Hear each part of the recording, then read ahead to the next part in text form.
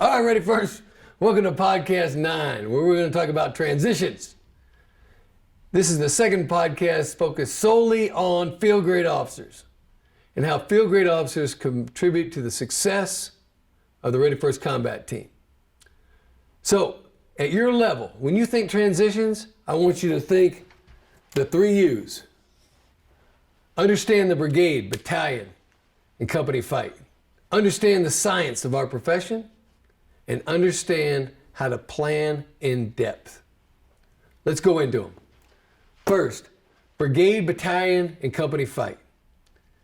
As a S3XO or staff officer at the brigade, I want you to understand how the 3 fights come together so that this brigade can move across the battlefield and accomplish the division commander's intent. So let's talk about the brigade fight first. The brigade fight, as I see it, is identifying the enemy's defeat mechanism, developing a plan that accomplishes that end, and then synchronizing the warfighting functions to shape the battlefield so that the last decision that the brigade commander has to make is the commitment of the infantrymen onto the objective. At the battalion level, once brigade has shaped the fight, they will echelon fires at their level using artillery assets that we provide to them, as well as their internal mortars. And they use the terrain, direct fires and indirect fires, to get their companies up to the last cover and concealed position. And then really the company fight begins once they're at the last cover and concealed position. They dismount, and then through direct fire, indirect fire, and infantry movement across the objective, they engage and destroy the enemy. So that echelon from brigade down to company, how are we managing those transitions?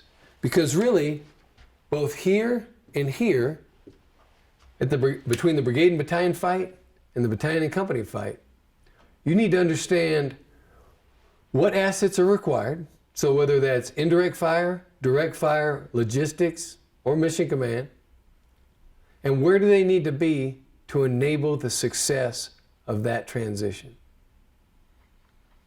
Between the battalion and the company fight, we need to have destroyed, meaning 30% destruction on the objective at the brigade level, with another 20% reduction of the enemy prior to the infantrymen going to their last cover and concealed position and assaulting across the objective. So I want to shape at the battalion and brigade level 50% of the enemy to enable success of the company.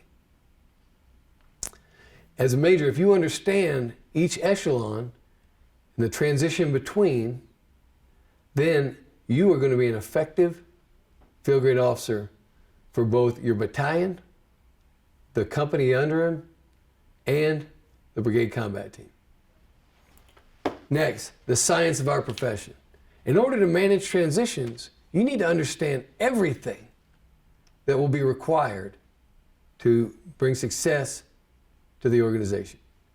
So, what's your cyclic rate of fire? How much ammunition does that require? Where is the resupply located? And how long will it take to get there? How many gallons of fuel do each one of your strikers burn when you move 10 kilometers? You need to understand all of that so that during MDMP and then during emergency planning, that you, as an effective field grade officer, can plan and provide those assets and enable your commander by giving him options. Last, plan in depth. So I'm not just talking the depth of the battlefield. Now, all too often, we talk about starting at the actions on the objective and working backwards. And that works very well at the company level. It's great at the company level, but now you're a field grade. I need you to start at consolidation and reorganization and work backwards. Think about what the next fight is and what you're going to need during consolidation and reorganization. Where do the CCLs need to be? Where are your fuel assets? Where's the ammunition resupply? Do we need to push up our medical assets? Start there and look at the next fight and work backwards to the line of departure. If you can plan in depth on space and time, you will be an effective planner and executor on the modern day battlefield. So when you think transitions, understand the fight, the science behind it, and plan in depth. You're going to do a great job at the National Training Center. Ready first.